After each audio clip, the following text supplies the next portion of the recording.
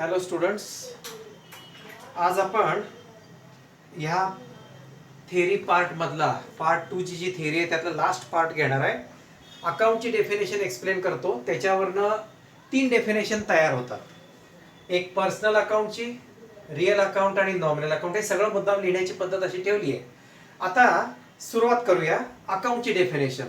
Business transaction record करण्याचे संक्षिप्त रूपाने 3 टाईप निघतात. बिझनेस ट्रान्झॅक्शन रेकॉर्ड करण्यासाठी समराइज्ड म्हणजे इन शॉर्ट, कंडेन्स्ड फॉर्म मध्ये समरी रायटिंग, कंडेन्स्ड मोठी गोष्ट छोटी करून दाखवायची, प्रेझेंट करायची, त्याला समराइज्ड म्हणतात. मग बिझनेस ट्रान्झॅक्शन संक्षिप्त रूपाने रेकॉर्ड करण्याचे एकूण 3 टाईप आहेत. 3 प्रकारामध्ये आपण रेकॉर्ड करू शकतो. त्यामध्ये account is a summarised record of business transaction relating to person, firm, institution, organisation, trust, विश्वस्त, या सगळ्या म्हणजे व्यक्ती संबंधी, फर्म संबंधी, इन्स्टिट्यूशन संबंधी, ऑर्गनायझेशन आणि ट्रस्ट इत्यादी संबंधी जे काही ट्रान्झॅक्शन असतात त्यांना पर्सनल अकाउंट्सनी ओळखलं जातं. पहिला नाव पर्सनल अकाउंट. पर्सनल अकाउंटनी ओळखलं जातं. म्हणजे व्यापारी व्यवहार हिशोबाच्या पुस्तकात लिहिताना संक्षिप्त रूपाने पर्सनल अकाउंट मध्ये कोण कोण येतं?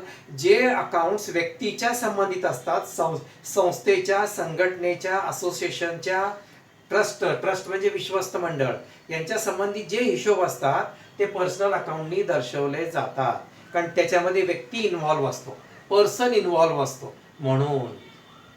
किंवा आणि हिशोब कुठल्या प्रकारचे असतात? बिझनेस ट्रान्झॅक्शन कुठल्या प्रकारामध्ये मोडतात? हे बघा, account is a summarised record of business transaction relating to one kind of property and assets. And assets म्हणजे मालमत्ता. ज्या टँजिबल ॲसेट्स असतात, ज्या दृश्य आणि स्पर्श असतात, त्या कशाने दर्शवल्या जातात? Real account. ज्या गोष्टी दृश्य आणि स्पर्श असतात त्या गोष्टी आपण बघू शकतो, स्पर्श करू शकतो, त्या गोष्टी रिअल अकाउंटनी दर्शवल्या जातात. हे वाक्य लिहायचं, हा पॉइंट कव्हर करायचा. हे वरचं सेंटेन्स लिहायचं, सेकंड पॉइंट कव्हर करायचा. तुमच्या 3 डेफिनेशन होतात. Define person account, define real account, personal account, define real account आणि डिफाईन नॉमिनल अकाउंट.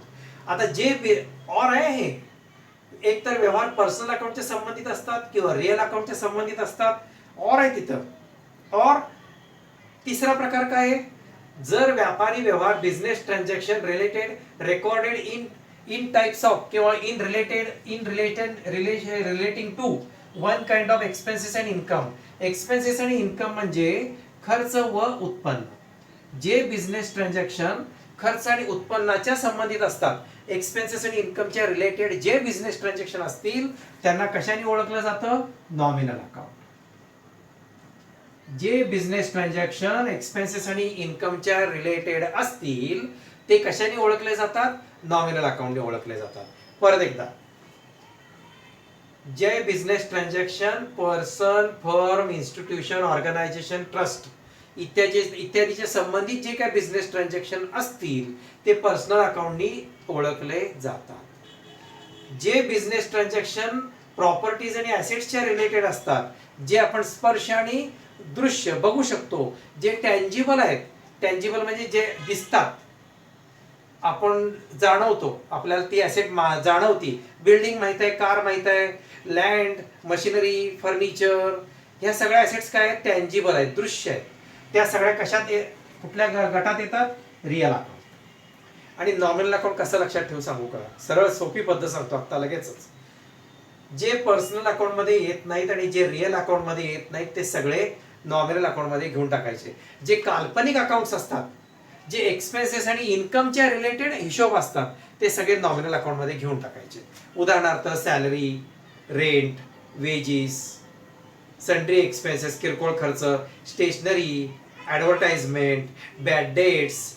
झालेत की आपले शब्द झालेत की? बॅड डेट्स, बुडीत येणे, depreciation, depreciation means reduction in the value of asset, decrease in the value of asset. हे सगळे नॉमिनल अकाउंटचे उदाहरणं सांगितली. आता आपण डिटेल व्याख्या बघूया. पर्सनल अकाउंटची व्याख्या बघा. दी अकाउंट्स रिलेटिंग टू, आहे का यातलं जोडलेलं आहे का? बिझनेस ट्रान्झॅक्शन रिलेटिंग टू असं म्हटलं तरी चालतंय. Business transaction relating to persons, companies, institutions are known as personal account. Companies म्हणजे सगळ्या प्रकारच्या कंपनीज, टाटा, रिलायन्स, महिंद्रा, सगळ्या बजाज, सगळ्या प्रकारच्या कंपनीज रिअल अकाउंटच्या पर्सनल अकाउंट संबोधले जातात, पर्सनल अकाउंट मध्ये येतात.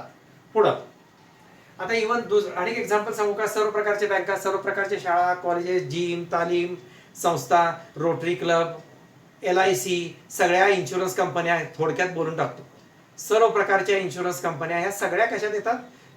पर्सनल अकाउंटच्या. पण त्यांना पर्सनल अकाउंटचे रूल्स वापरायचे. ओके, त्याच्यामध्ये काय दिले? बँक. आता सांगितलं की सगळ्या प्रकारच्या बँक, अगदी छोटी पतसंस्था असेल तरी ती पर्सनल अकाउंटच्या नियमात येते.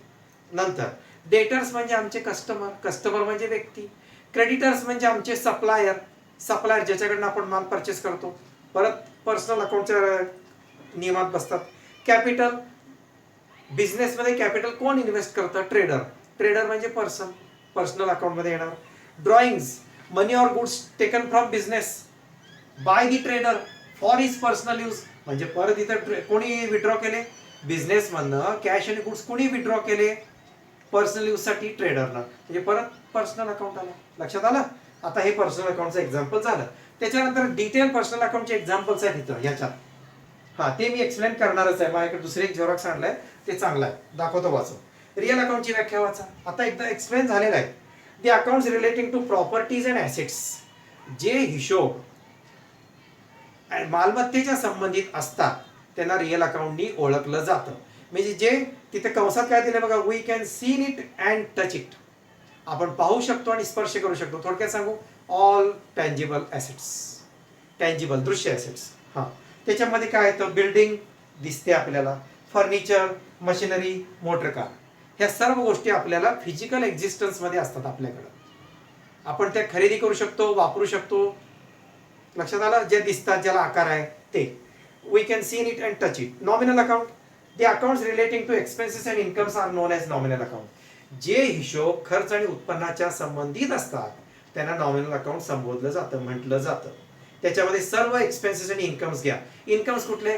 Interest received, commission received, discount received, dividend received, ह्याला इन्कम म्हणतात. आणि पेड असेल, खर्च असेल तर ते एक्सपेन्सेस म्हणतात. झालं? एकंदरीत पर्सनल, रिअल आणि नॉमिनल झाले. एकंदरीत बिझनेस ट्रान्झॅक्शन मध्ये 3 प्रकारचे अकाउंट्स प्रामुख्याने निघतात. काही accounts personal accounts, real accounts आणि नॉमिनल अकाउंट्स अशी विभागणी होत जाते.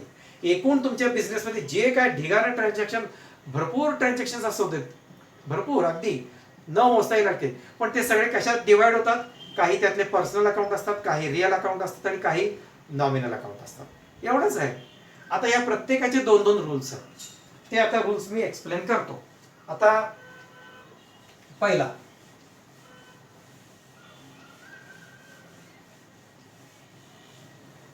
लिहिताना जरा असं लिहायला लागेल, फळ्यावर लक्ष द्या.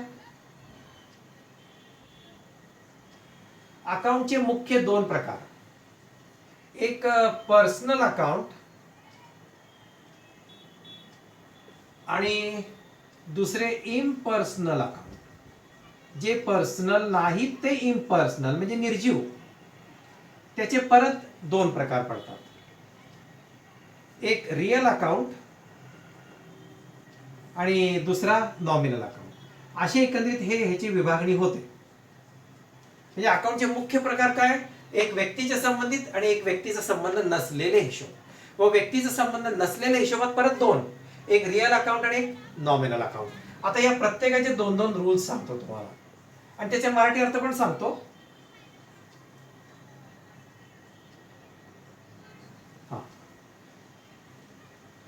आता पर्सनल अकाउंटचे रूल्स काय आहेत? पर्सनल अकाउंट म्हणजे व्यक्ती, मग त्याच्यामध्ये रूल्स आहेत. डेबिट दी रिसिव्हर आणि क्रेडिट दी गिव्हर. डेबिट दी रिसिव्हर, डेबिट दी रिसिव्हर म्हणजे घेणारी. जी व्यक्ती घेणारी असते, रिसिव्हर असते, त्या व्यक्तीला डेबिट देतात. त्या व्यक्तीला, संस्थेला, बँकेला, काय पर्सनल अकाउंट मध्ये कोण येईल त्याला डेबिट द्यायचं. आणि क्रेडिट दी गिव्हर देणारी असेल तर त्या पार्टीला क्रेडिट द्यायचं.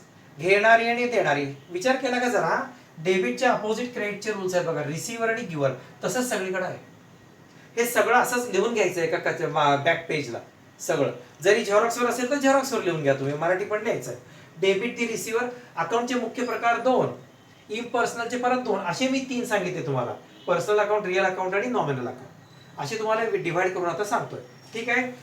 परत एकदा, पर्सनल अकाउंट म्हणजे कोण? Person, firms, institutions, trust, Gymkhana, बँका, ऑर्गनायझेशन, सर्व LIC, सर्व इन्शुरन्सच्या कंपन्या, सगळ्याच कंपन्या, सगळ्या. इवन देवस्थान, चर्च, मशिदी, हे सुद्धा पर्सनल अकाउंटच्या रूल्स मध्येच बसतात. पर्सनल अकाउंटच्या रूल्स मध्येच बसतात. देवस्थान, मंदिर वगैरे, चर्च, मशिदी सगळं. बर, घेणारी असेल तर डेबिट आणि देणारी असेल तर क्रेडिट. मराठी आपण कमीत कमी वापरू, सुरुवात आहे म्हणून बोलूया. पण मराठीच्या लागोलाग लगेच मी इंग्लिश सांगत असतो. जे रिसिव्हर असतील त्यांना डेबिट द्या त्या पार्टीला, आणि जे गिव्हर असेल त्या पार्टीला क्रेडिट द्या. ओके. रिअल अकाउंट, जे दृश्य आणि स्पर्श. आता ह्याचे रूल्स काय रिअल अकाउंटचे?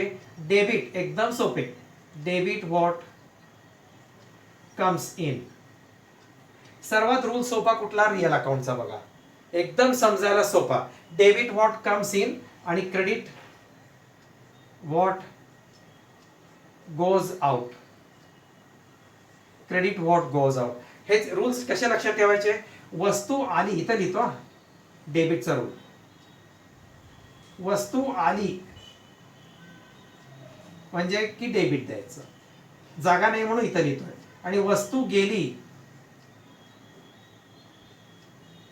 की क्रेडिट लिहायचं. वस्तू आली की डेबिट आणि वस्तू गेली की credit. Debit what comes in आणि क्रेडिट व्हॉट गोज आउट. ज्या ज्या गोष्टी बिझनेसमध्ये येतात, दुकानात, बिझनेसमध्ये, त्या अकाउंटला डेबिट द्यायचं. आणि ज्या ज्या गोष्टी बिझनेसमधनं जातात त्या अकाउंटला क्रेडिट द्यायचं. समजा तुम्ही मशिनरी परचेस केली म्हणजे मशीन खरेदी करून आणलं, मशीन अकाउंटला डेबिट द्यायचं. समजा तुम्ही ओल्ड फर्निचर विकलं म्हणजे फर्निचर गोज आउट, मग फर्निचरला क्रेडिट द्यायचं. कळालं? अगदी संक्षिप्त. अजून आपल्याला खूप शिकायचं, पुढे व्हरायटी भरपूर आहे आपली ट्रान्झॅक्शन्स मध्ये. ठीक आहे. डेबिट व्हॉट कम्स इन, हे पण अपोजिट आहे बघा, comes in goes out. Business मध्ये इन झालं की डेबिट, आउट झालं की क्रेडिट. आता नॉमिनल अकाउंट कोणा संबंधित असतात? एक्सपेन्सेस आणि इन्कमच्या संबंधित. त्याचे रूल्स काय आहेत? डेबिट ऑल, शॉर्ट लिहितो, एक्सपेन्सेस अँड लॉसेस, आणि credit all incomes and gains. Income and gains. ह्याचे मराठी अर्थ काय आहेत? ह्याचे मराठी अर्थ इथं खाली लिहितोय.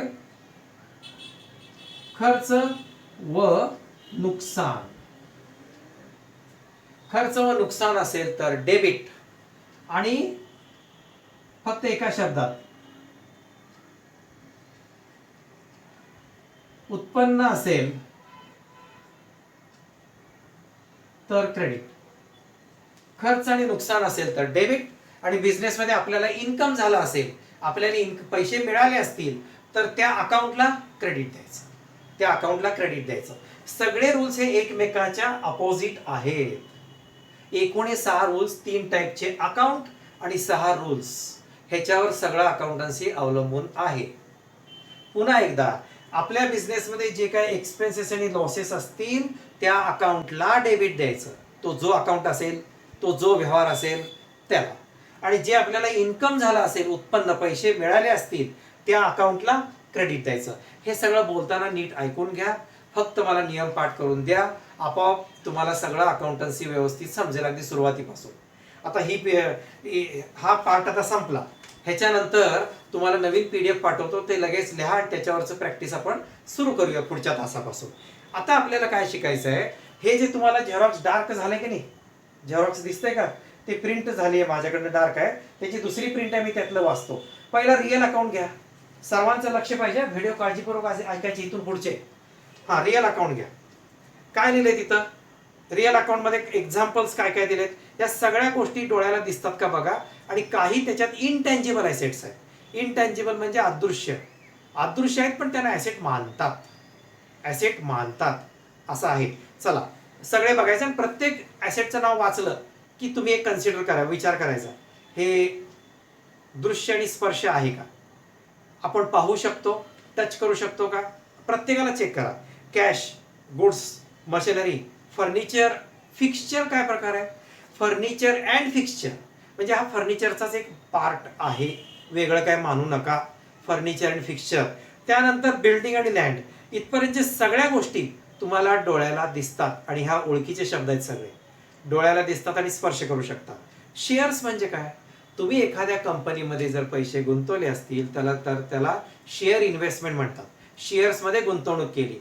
शेअर नावाची ॲसेट तुला डोळ्याला काही दिसत नाही, आपण ती ॲसेट मानतो, पण शेअर ही इन्व्हेस्टमेंट आणि त्याच्या खालीच इन्व्हेस्टमेंट पण आहे बघा. इन्व्हेस्टमेंट नुसती इन्व्हेस्टमेंट म्हणजे बँक डिपॉझिट, पोस्टल डिपॉझिट केले असेल माहित नाही आपल्याला, म्हणजे ही इन्व्हेस्टमेंट आहे. ह्या दोन्ही इनटँजिबल ॲसेट आहेत. गुडविल आहे काय खाली वाचा, खाली गुडविल आहे, पेटेंट्स आहे. ह्या सगळ्या ॲसेट्स काय आहेत परत एकदा सांगतो, शेअर्स, इन्व्हेस्टमेंट, पेटेंट्स, गुडविल या सगळ्या इनटँजिबल ॲसेट्स आहेत. ह्या डोळ्याला दिसत नाहीत पण त्यांना ॲसेट मानतात. अर्थ देतो की शेअर्स म्हणजे कळालं, आपण एखाद्या कंपनीचे शेअर मार्केट जर ऐकून माहीत असेल मग त्यातनं आपण शेअर्स परचेस करतो. शेअर जे परचेस करतात त्यांना वर्षाच्या शेवटी डिव्हिडंड देतात, कंपनीला फायदा झाला तर डिव्हिडंड लाभांश देतात. त्यानंतर इन्व्हेस्टमेंट सांगितलं, बँकेत पोस्टात कुठेतरी डिपॉझिट स्कीम असती त्याच्यात पैसे ठेवतात. These are all intangible assets. हां, नंतर टाईपरायटर तुम्हाला माहिती आहे तो आता आउटडेटेड झालेला आहे शब्द. पेटेंट्स म्हणजे लायसन्स. आता समजा भारताने करोनाचं औषध शोधलं तर त्याचं जे टेक्नॉलॉजी आहे त्याच्यात काय काय औषधं वापरली त्याच्याबद्दल मालकी हक्क भारताचा, पेटेंट्स. एखाद्या संशोधनाबद्दलचं लायसन्स, परवाना की जे कोणी त्याची कॉपी करू नये म्हणून. मोटर कार तुम्हाला दिसते, झालं ऐकून. त्यानंतर लूज टूल्स म्हणजे स्पेअर पार्ट्स, जिथं मशिनरी असतात तिथं स्पेअर पार्ट्स असतात, दुरुस्तीची साधनं. त्यानंतर goodwill, name and reputation of the business. Goodwill डोळ्याला दिसतं का हो, नाही, डोळ्याला दिसत नाही. दुकान दिसतं, दुकानातले कस्टमर दिसतात पण गुडविल डोळ्याला दिसत नाही. इनटँजिबल ॲसेट पण ॲसेट मानायचं. कॉम्प्युटर्स तुम्हाला अलीकडे माहिती आहे, सगळीकडे लॅपटॉप कॉम्प्युटर्स असतात. आणि लाईव्ह स्टॉक, शेतकरी, बिझनेस, शेती हा बिझनेस आहे मग त्याच्या दृष्टीने गाय, बैल, म्हैस या काय आहेत, लाईव्ह स्टॉक त्याची ॲसेट आहे, त्यासाठी ते वापरलं. इतर रिअल अकाउंट झाला. आता जरा नॉमिनल अकाउंट बघा. नॉमिनल अकाउंट त्या झेरॉक्समध्ये जास्त दिसत नाहीये, मी वाचतो तुमच्या लक्षात येईल. एक मधनातनं वाचतो, काय गरज नाही. रवी अकाउंट पाहिला आहे, स्मिता अकाउंट सगळे पर्सनल अकाउंट आहेत. इथं सगळ्या अकाउंटशी व्यक्तींचा कुठं ना कुठंतरी इनडायरेक्टली डायरेक्टली संबंध आहे. बँक ऑफ इंडिया अकाउंट सर्व बँका. नंतर पाटील अँड सन्स अकाउंट आडनाव आहे. नंतर Surabhi medical account, Surabhi medical, Ashok medical, सगळे काय आहे, सगळी मेडिकलची दुकानं, पर्सनल अकाउंट. त्यानंतर Trishul printers account, printing press, सगळ्या मोठमोठ्या डिजिटल प्रिंटिंग वगैरे करतात ते सगळं पर्सनल अकाउंटमध्ये येतं.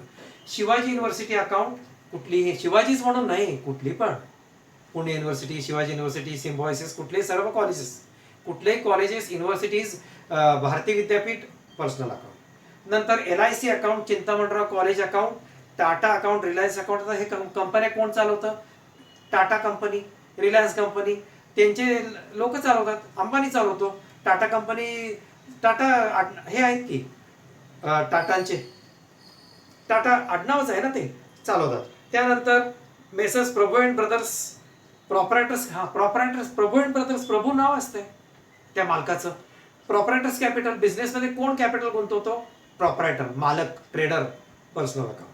ड्रॉइंग्स अकाउंट, व्यवसायातनं गुड्स आणि कॅश कोण विड्रॉ करतं, trader, personal account. Loan account, मी आत्ता जरी फास्ट सांगितलं तरी व्हिडिओ पुन्हा पुन्हा ऐका, ही सगळे नावं नीट डार्क करून घ्या तुम्ही तुमच्या झेरॉक्सवर. हां, हे सगळं वहीत काढायचंच आहे लिहून, त्यावेळेला नीट लिहून काढा. ओके, चालेल. नंतर आउटस्टँडिंग वेजेसचा अर्थ सांगायला पाहिजे. वेजेस बघू नका, आउटस्टँडिंग वेजेस म्हणजे अजून मजुरी द्यायची आहे. मजुरी कोणाला द्यायची असते हो, मजुराला, म्हणजे पर्सनल अकाउंट. प्रीपेड रेंट, आगाऊ दिलेलं भाडं. प्रीपेड रेंट ह्याचा अर्थ काय, एक्सपेन्सेस पेड इन ॲडव्हान्स. मग भाडं कोणाला देतात तो? प्रीपेड रेंट म्हणजे भाडं कोणाला देतात ॲडव्हान्स? त्या जागेच्या मालकाला, लँडलॉर्डला. म्हणजे पर्सनल अकाउंट. लँडलॉर्ड जमिनीचा जागेचा मालक आला का personal account. Sangli municipal corporation, आता आपण म्हणत नाही का गाडीवर महानगरपालिकेच्या सांगली मिरज कुपवाड महानगरपालिका, पर्सनल अकाउंट. म्हणजे आपलीच असं नव्हे, ग्रामपंचायत नगरपालिका सर्व पर्सनल अकाउंट. MSCB आपल्याला इलेक्ट्रिसिटी सप्लाय करतात, MSCB पर्सनल अकाउंट मध्ये येतात. नंतर कुठल्याही क्लासेस संस्था पर्सनल अकाउंट. हा झालेला आहे. आता आपण नॉमिनल अकाउंट बघूया.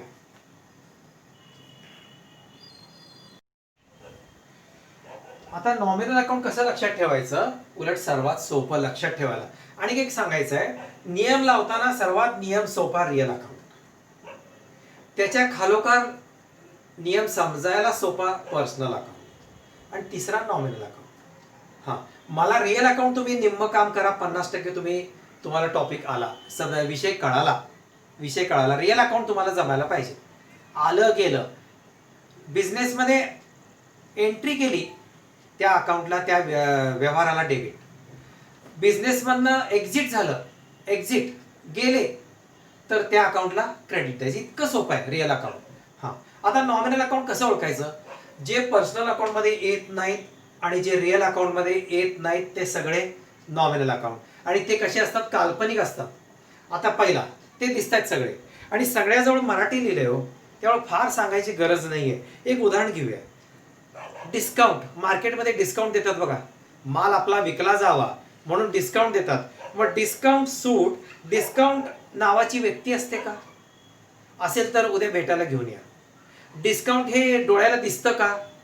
नाही, 20% दिसतात हो. डिस्काउंट हा शब्दाचा डोळ्याला दृश्य काही चौकोन आयत काही आहे का? फर्निचर सारखं, मशीन सारखं नाहीये. म्हणजे जे रिअल मध्ये बसत नाहीत आणि जे पर्सनल मध्ये बसत नाहीत ते सगळे काल्पनिक अकाउंट कशात घ्यायचे? नॉमिनल मध्ये घ्यायचे.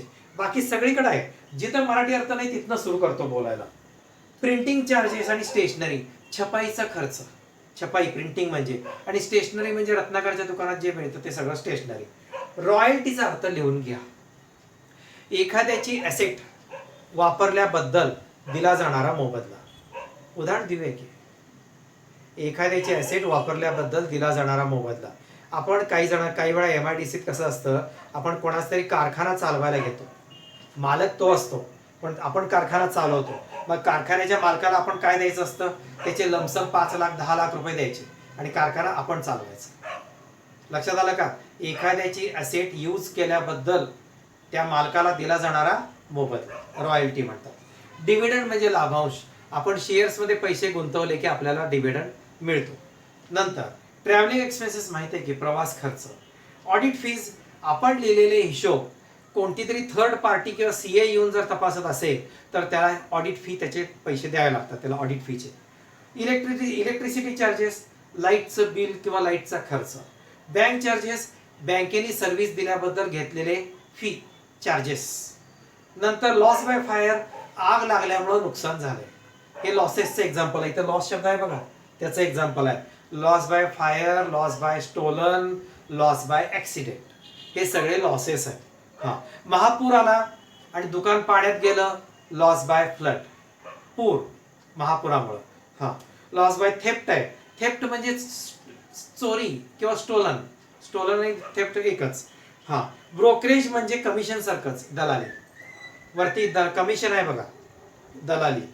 पोस्टेज, टेलिग्रामला फुली मारा. टेलिग्राम हा विषय आता आउटडेटेड झालेला आहे. पूर्वी ज्या वेळेला घरात मोबाईल टेलिफोन काही नसायचे तेव्हा तुम्हाला जर ताबडतोब कुठल्या पाहुण्यांना निरोप द्यायचा असेल तर तुम्हाला पोस्टामध्ये जाऊन तार करावे लागायची. तार म्हणतात त्याला मराठीमध्ये. टेलिग्राम करावे लागायची. मग ती टेलिग्राम काही तासात पोचायची. ते जर शहर असेल तर लवकर, ग्रामीण भाग असेल तर वेळ लागायचा. आता ती सोय संपली आहे. पोस्टात जाऊन करायला लागायचं आणि पोस्ट ऑफिस उघडं असताना हा ते मशीनच्या सहाय्याने जायचं. हे नॉमिनल अकाउंट झाले. लक्षात आले? सगळे वाचा. हा आता हे आहे असं डिझाईन बघा, हे माझ्याकडचं चांगलं हे आलेलं आहे. हा त्याप्रमाणे तुम्ही जेवढे दिसतात तेवढे लिहून काढा. फार काही विशेष टेन्शन घेऊ नका. ह्याचं प्रॅक्टिसमध्ये आपोआप ओळखता तुम्ही. आणि आता बोललोय की मी सगळं, त्यामुळे एवढं काही टेन्शन घेऊ नका. फक्त मला हे खालचे रूल्स पाठ पाहिजेत. ह्याच्यामध्ये सुद्धा खाली चौकोनात रूल्स आहेत बघा, चौकोनात रूल्स आहेत का हे खाली, ते मला पाठ पाहिजेत आणि मनामध्ये मराठी तयार पाहिजे. मी मॅक्झिमम इंग्लिश मधनच घेणार आहे. Debit what comes in whatever coming in to the business it should be debited, आणि whatever goes from the business it should be credited. हा, जे येईल त्याला डेबिट, जे जाईल त्याला क्रेडिट. हा, आता हा सगळा भाग झाला. ह्याच्यावरनं आता मी पुढची पीडीएफ, हे संपलं झेरॉक्स तुमचं, पुढची पीडीएफ पाठवतो, त्याच्यावरनं तुम्हाला एक्झाम्पल सुरू होतील. एकदम पहिलं गणित नाही होणार, अजून गणित व्हायला वेळ आहे. अजून मी सांगतो ते पाठवतो पीडीएफ, आज रात्रीपर्यंत नाही तर उद्या पाठवतो, मगच लेक्चर घेणार आहे. आता पीडीएफ पाठवल्यावरच पुढचं लेक्चर होईल. हा, पीडीएफ मध्ये मी आता पार्ट 1, पार्ट 2 आणि पार्ट 3 टाकतो. हे लक्षात येईल ना किती पीडीएफ पाठवले मला आणि तुम्हाला सुद्धा.